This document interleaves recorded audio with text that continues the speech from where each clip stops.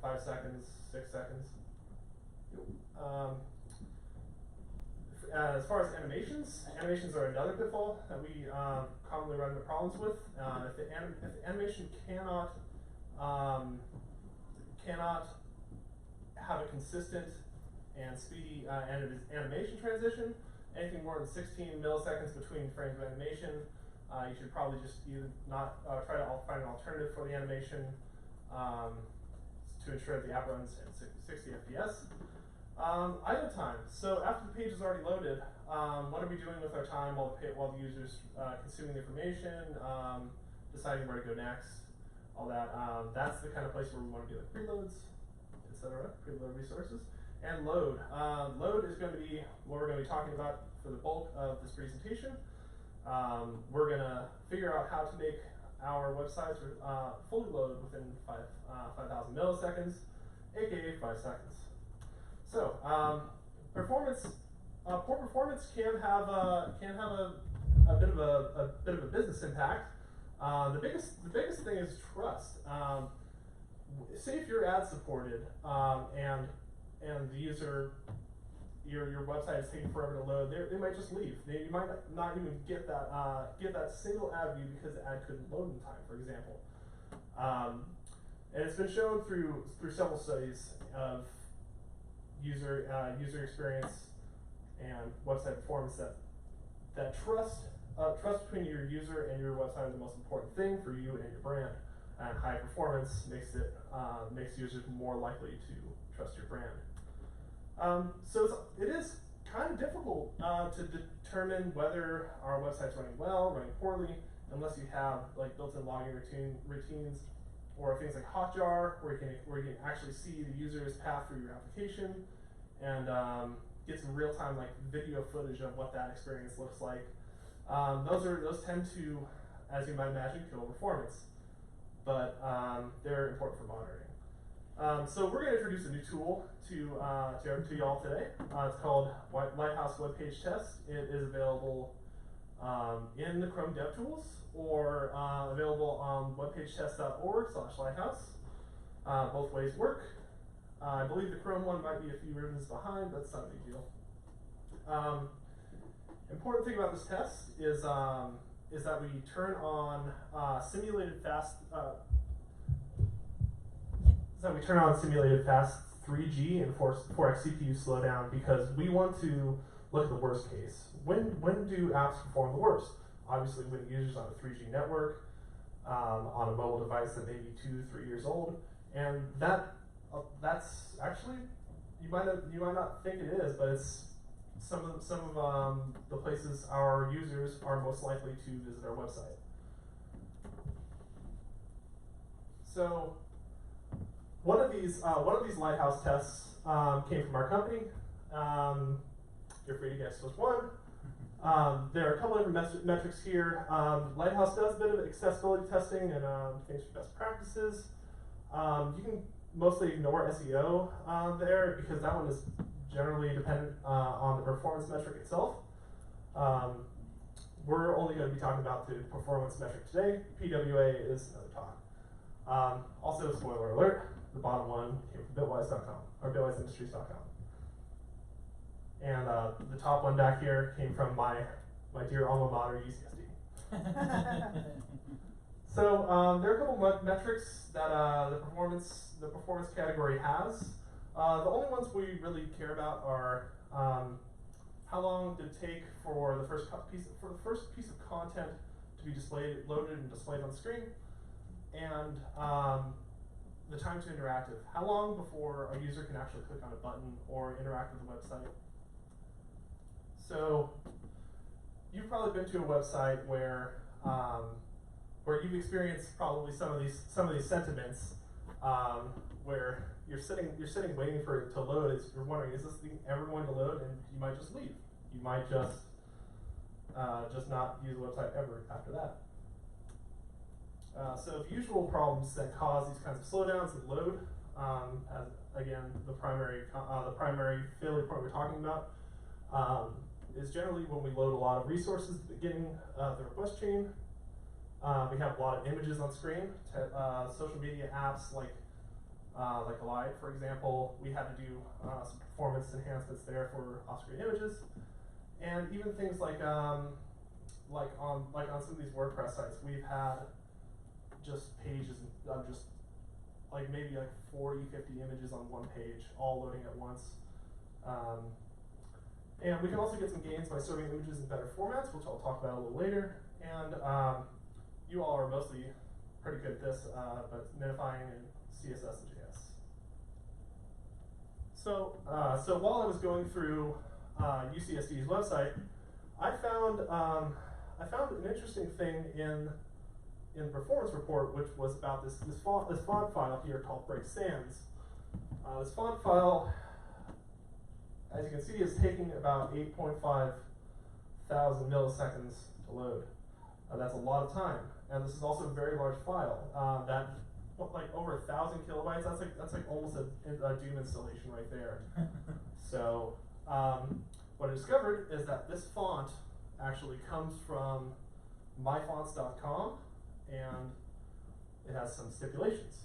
So that font, Break Sans, it has a page view tracker, which means that every time your page loads, it's going to go inform myfonts that you have another page view for your license. Also, it has a page view cap, so if you run out of page views, you got to fall back to the default font, which they're also doing. They also have a fallback font that loads alongside Break Sans in case of the event that they hit the page view cap. They also spent $240. Each of those font weights are somewhere about 40, 50 bucks. They're not cheap, and it ended up tanking the performance of the site. So you have to use special consideration if you need to use a paid typeface for like a logo. It's not really meant for your day-to-day content. So we're going to get into optimizing our load process, which starts with slimming our critical path. Does anybody know what I mean by the critical path? This is the critical path. The critical path is all the resources that needed to load in order for the content to be displayed on the screen. The most essential content, the stuff that you see before the user scrolls anything. Break Sans took a lot of time. Also that style sheet consumed a significant amount of time and is also way too large to be used on that one screen.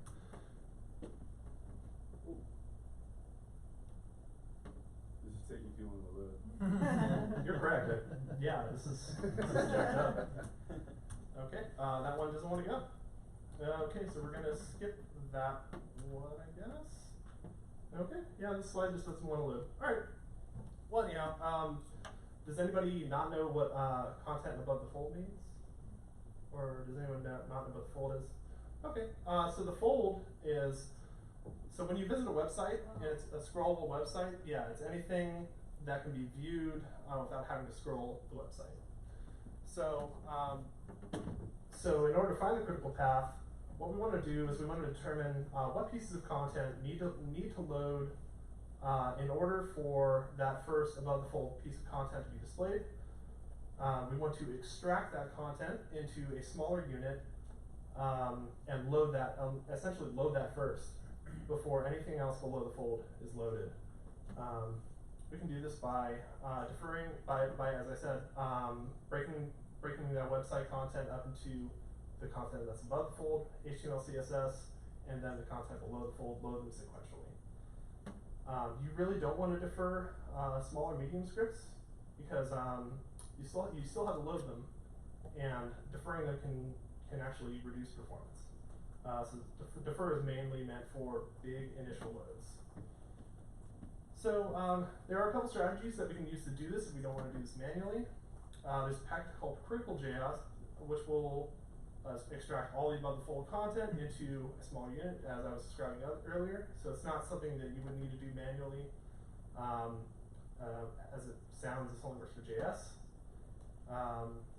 Load CSS can also asynchronously load CSS. So after you've already extracted out the above the fold CSS, you can use load CSS to asynchronously load everything below the fold so that also is ready for the user when they're ready to scroll. HTTP2 server push, this is a little new.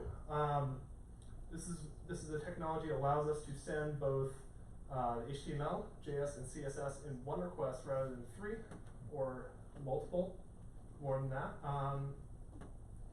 This can be enabled simply by setting up HTTP2 server push on whatever server you're using, and specifying which files you would like pushed with the HTML.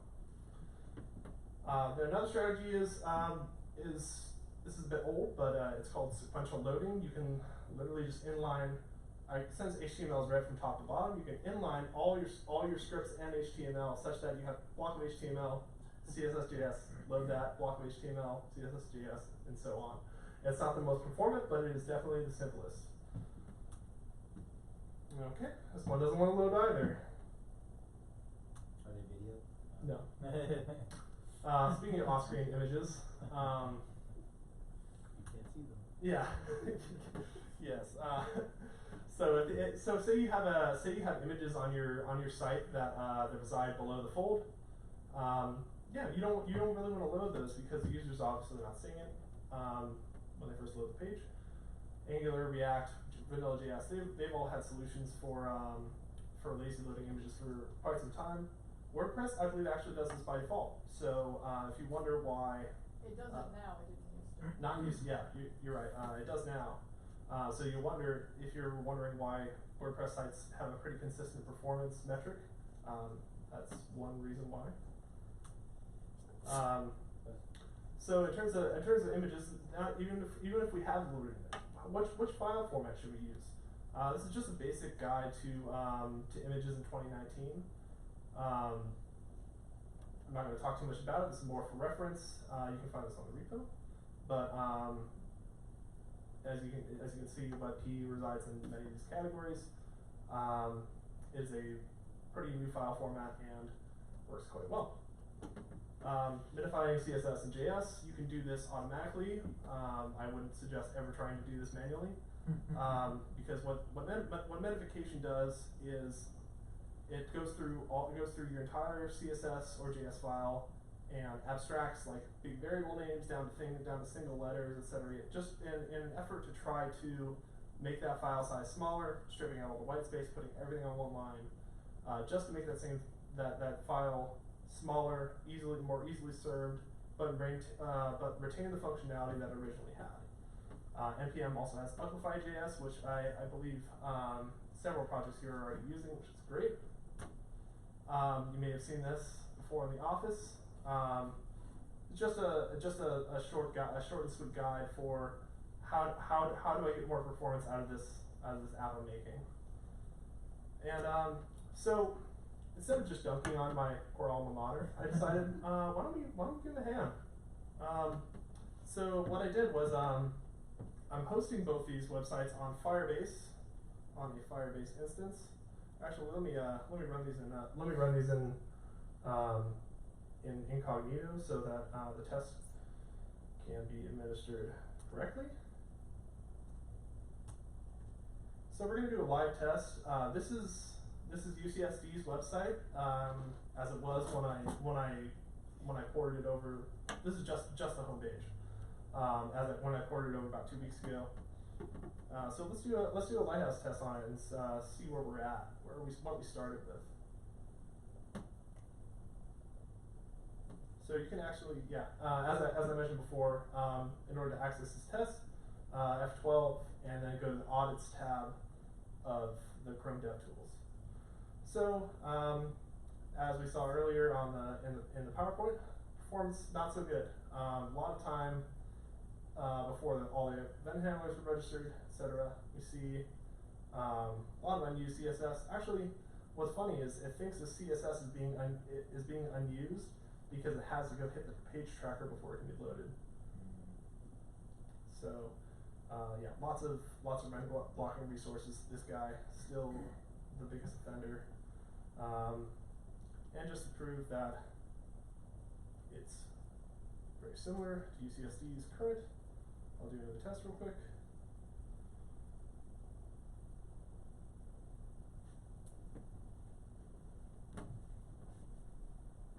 just to prove that I didn't screw anything up when I brought over to Firebase. But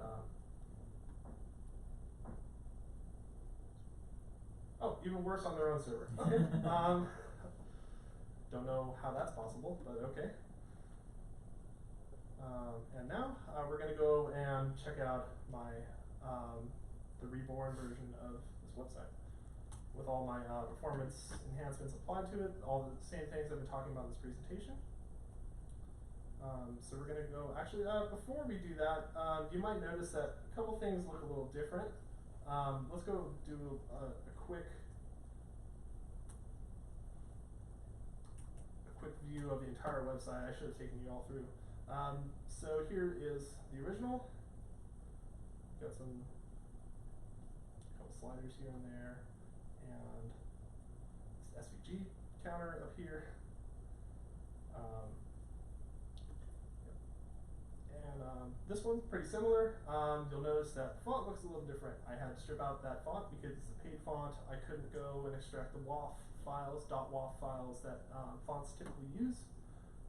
So I had to use a Google font instead. It's not the best, but if I had access to that paid font, I would have fixed that issue if the tracker would have allowed me to. So you can see it looks fairly similar. Font doesn't look as pretty. We still got this this tracker working. Everything looking pretty similar to how it was originally. And let's go take a look and see how we did.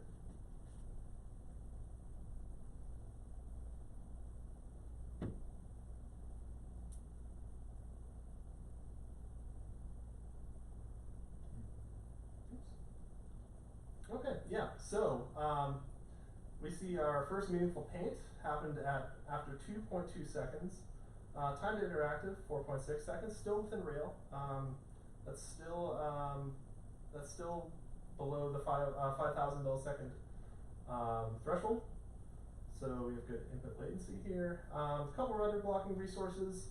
One of the slides that got, I guess it got lost, was about which things we should and shouldn't defer, I guess. For example, styles.css for this page, everything contained in that file is essential for the web page to have any structure.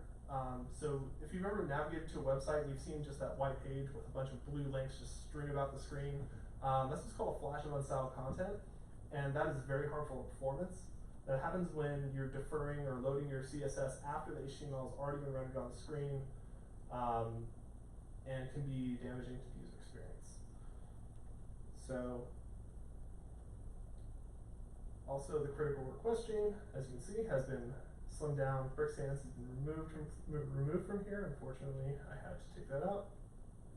But I'm not even seeing the, oh, here it is. Here's a replacement. 50 milliseconds, 0.56 kilobytes, compared to about 8,550 milliseconds and 1,354 kilobytes. So big performance upgrade there. The last thing I want to show off, you may have seen this little icon here, Progressive Web App, lit up. So that's one thing I'm going to be talking about next time. But before I close up, I guess I rushed this because I've been a little nervous because I haven't done this in some time. But You're doing great. thanks. But yeah, I load this up. I can load this web page up on my phone, and it may be hard to see from here, but there's a little button at the bottom that popped up that said "Add UCSD to home screen." So I'm going to do that, and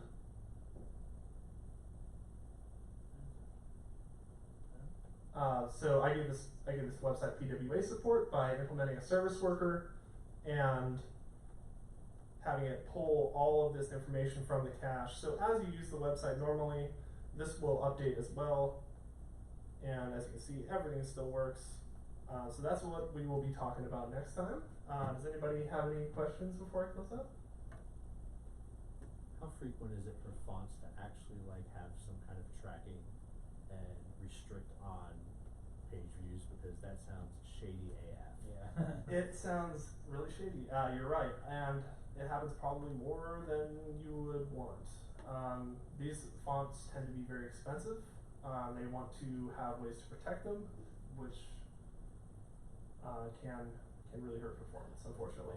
So I'm not sure. I'm aware of any font, any paid font reseller or sellers that that don't have those restrictions of any kind. Fortunately, it's kind of part of the game. So is it actually making an HTTP request back to? Oh yeah, yeah. Let me see if I can open up the network tab.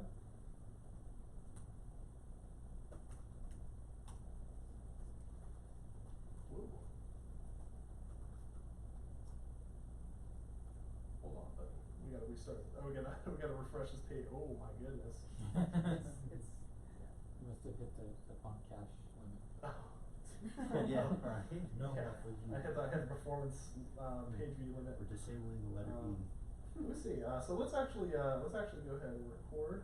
Whoopsies. And we'll do a refresh. Hold on. Let me disable cache real quick. So I'll see if we can see it in the waterfall here. There's a lot going on. I had John, Um, about that.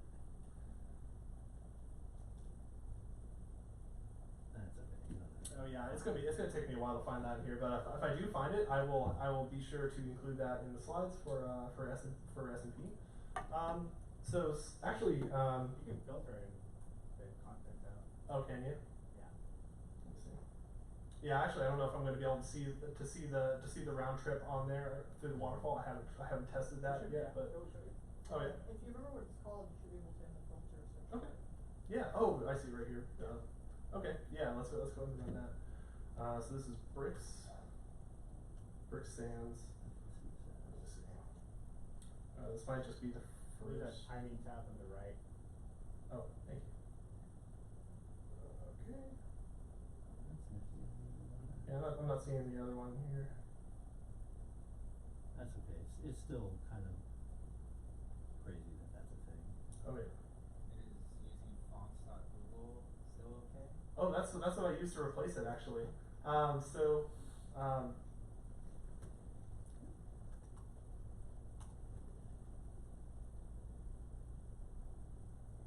Come on.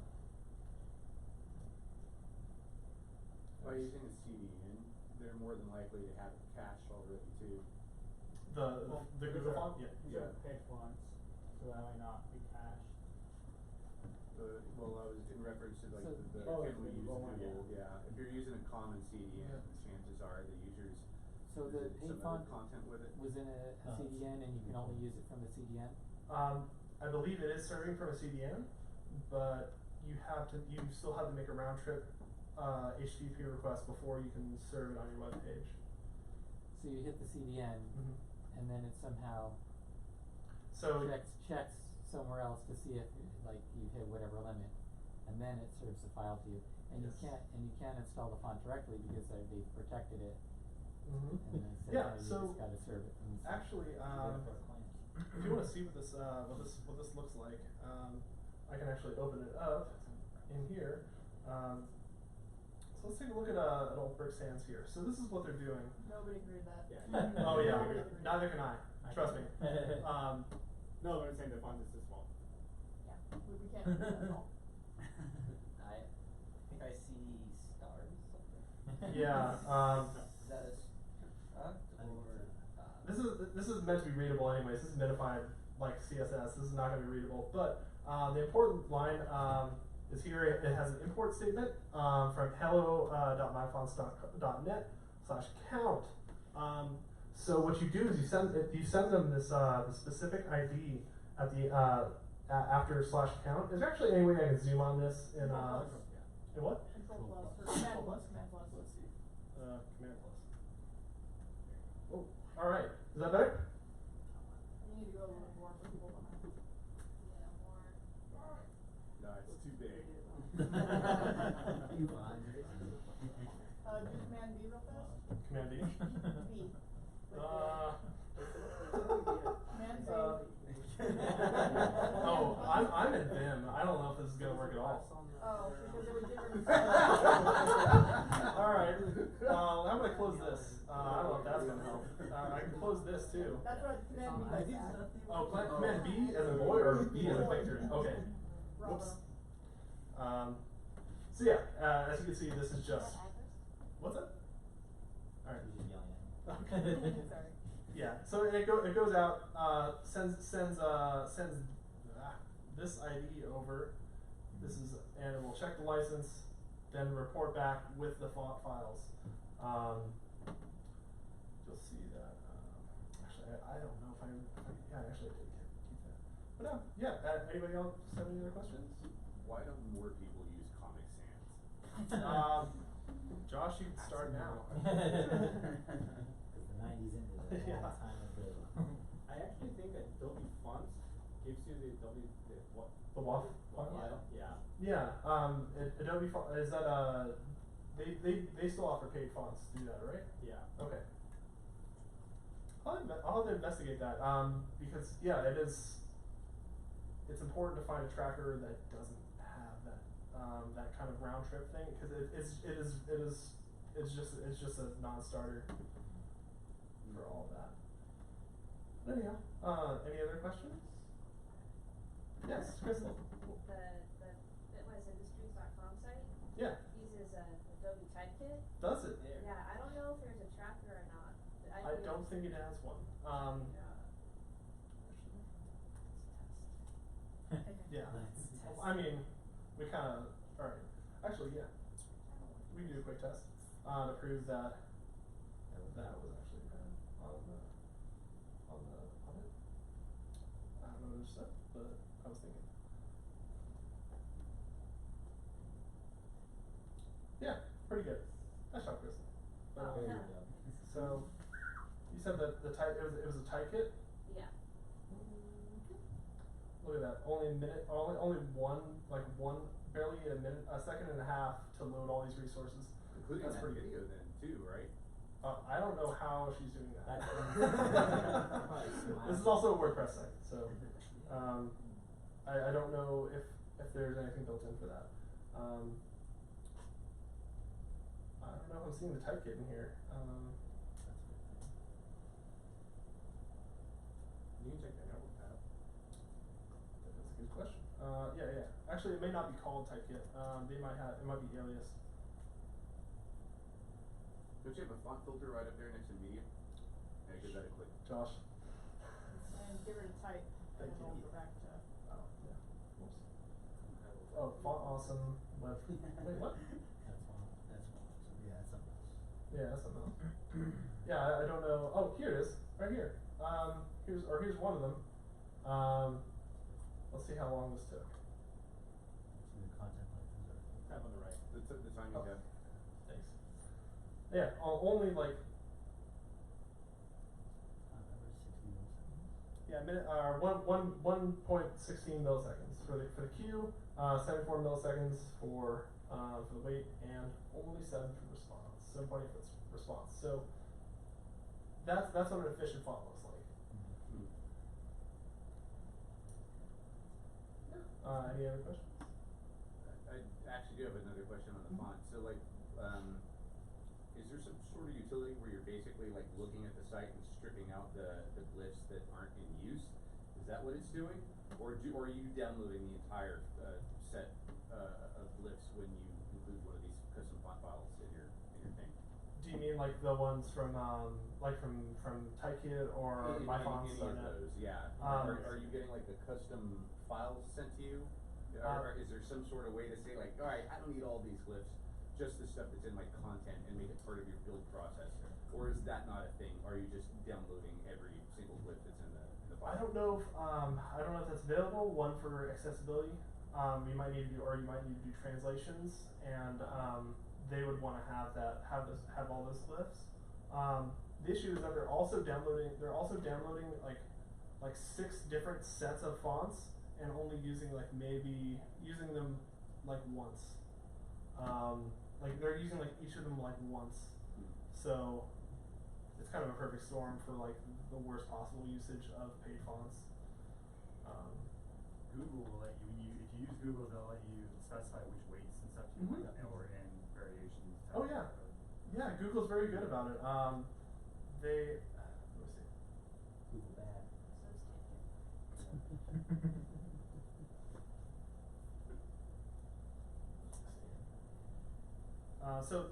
Actually, this is their fallback font that I kept just in case. But it is actually loading. It's also loading this font awesome, some font awesome web font. In case they hit their page view tracker limit or something like that. So you're essentially having to load 2 fonts. They're, if they had all those fonts as WAV files, they would be loading about 7 fonts for the homepage. For one page. For one page. Sounds good. Whatever. Yeah. Let me see. I don't remember. Actually, this is all that CSS is minified, and I had to prettify it in order to get in there and specify that stuff. But yeah, Google Web Fonts are just really great, really snappy. Sadly, they're too often used. Actually, one other thing I remember what the other slide was that didn't end up working. So if your page takes longer than 5 seconds, actually I was considering cutting this one, but I think it's a little important just to mention. So if your website takes just longer than 5 seconds to load, you're doing your best. You can use those loading indicators, the loading spinners. AjaxLoader.info has a bunch of good customizable ones that you can use for free. But there's a new strategy coming out, or that has recently started, called skeleton screens, where you essentially show the shape of the UI without the data. So like if you had like a Facebook, if you were loading a Facebook post, you would load like a gray circle for the picture. Slack does it too. Yeah, Slack does it too. Yeah, you've probably seen all this in Slack and LinkedIn and stuff like that. It doesn't really solve the problem, but it is a more novel thing for a user to look at and be distracted by while they wait for it to load. So that's about all I have for today. Anybody else? Any other questions? Yes. Does this work on like web apps? Like JavaScript? So, do you mean mobile or? Just like the apps. Oh yeah. Yeah, you can use it on anything that uses HTML, JavaScript, and CSS. I'll So- have to look like with the Angular stuff, because the Angular's doing all that. Well, ultimately, it's compiled down. It is getting compiled. You can run it on the result of what comes out of Angular. That's pretty good. So actually, Corey found this out the other day that on the Google Play Store, the Google Play Console is for when you're deploying a mobile app. There's this thing called a pre-flight checklist or something like that, and it will do all these accessibility and performance checks for you on a bunch of different devices. It's really cool. I highly recommend using that. That's like a good analog for web page tests on mobile. Yep. Any other questions? What were you gonna say when Carlos asked that question? You went, so what were you gonna talk about? Oh, I was going to talk about the pre-flight checklist. Okay. Because that thing is super rad. Yeah, it does a lot of the same things. All right. Good work. Thank you, bud.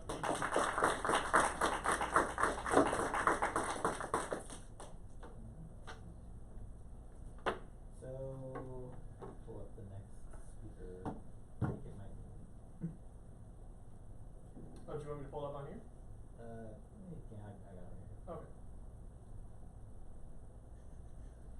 So next week, or 2 weeks from now, will be Corey. That's right. So our very own Corey Schumann in 2 weeks. Corky Schumann. But sorry, this means that. So he's going to be presenting about what is the job of the server versus the client, like what should we be rendering on which side and why. So that'll be a good talk. So make sure you're here in 2 weeks. And other than that, the next vacancy, I think it's in like 3 weeks or 3 weeks. So there's Corey, Justin Schiff is after that, maybe, and then maybe Carlos with Terraform. We'll see. So probably 2 meetings from now. So like, Yeah, we can definitely do it. sign up for it. I was just wondering Cool. how to do it, but I'm like that. And again, you have it. You haven't made it. Okay. Or Slack. That'll be on. Cool. All right. Thanks, guys. Have a good day. Good job, Kendrick.